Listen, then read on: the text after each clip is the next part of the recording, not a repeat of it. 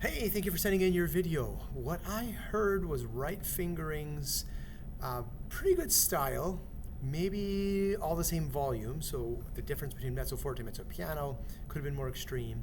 The one thing I want to help you with is rhythm reading. So what I heard at letter B was this.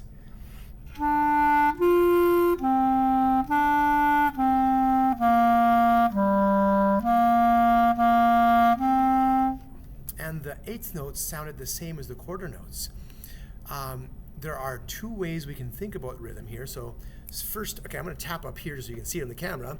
First, tap a beat on your knee, on a desk, on somewhere, and feel that as the pulse. Often when I'm playing, it's my toe inside my shoe. And read the rhythm. Let's use like our elementary school words of tas and titis. So here's the letter B, and read it. Go. Ta ta ta ti ti ta ta ta ti ti ta ta. And then when you're playing, try to make sure that the fingers move faster on the titis.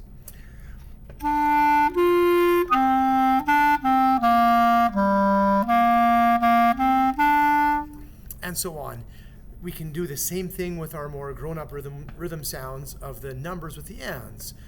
And ready, B. 1, 2, 1, 2, and 1, 2, 1, 2, and 1.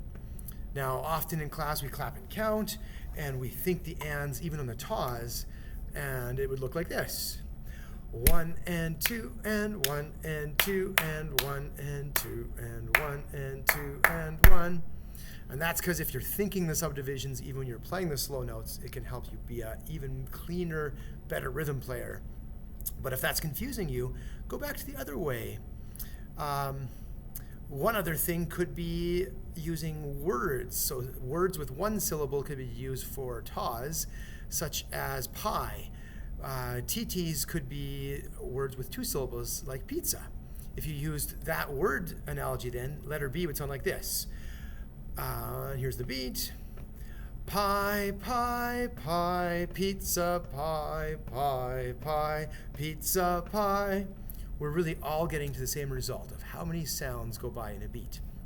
Now let's jump way down and let's look at measure 73.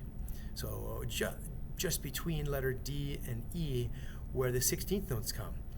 And you kind of did the same thing. You played all the right fingerings, kind of all the same speed, but we've got 8th notes and 16th notes there, so it should have gone by faster than it did.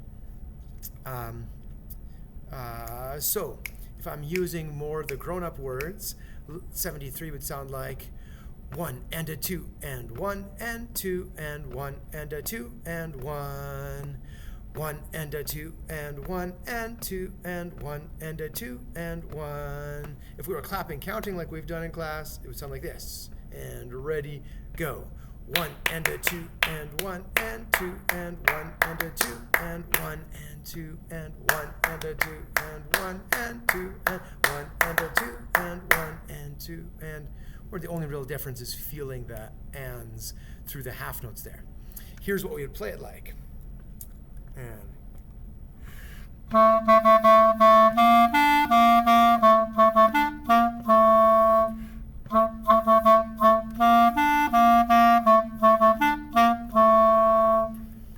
if you were trying to do food words, the TiTi could be cucumber. So let me do food words at 73.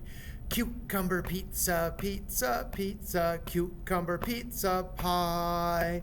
Cucumber pizza, pizza, pizza, cucumber pizza pie. So my goal of making this video for you is you have more than one way you could think about rhythms and helping you become more independent with your rhythm reading. Thank you for sending it in.